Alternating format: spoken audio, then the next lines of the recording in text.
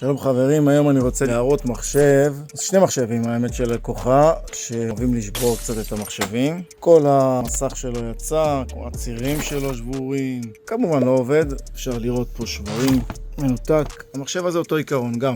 ילדים בבית, זומים, שמומים, משחקים עם המחשב, שוברים את הצירים, מחשבים מקוסחים לגמרי. תקף נראה אחרי התיקון היום מה יהיה על המחשבים האלה אחרי שיעברו דרכנו אצל הטכנאים המומחים שלנו. זוכרים את המחשב השבור? זה אחד מהם, וניתוח לב פתוח, זה השני, באמצע ניתוח.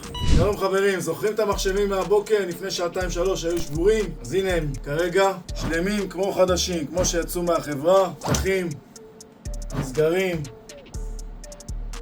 נדלקים כמובן. זה המחשב השבור, זוכרים איך הוא היה שבור פה? הצירים היו שבורים כמו חדשים. הודות הטכנאי שלנו הדגול, שי כהן, כמו חדשים אחרי 2 במעבדה אצלנו. זה הכל בינתיים, נתראה בסרטון הבא.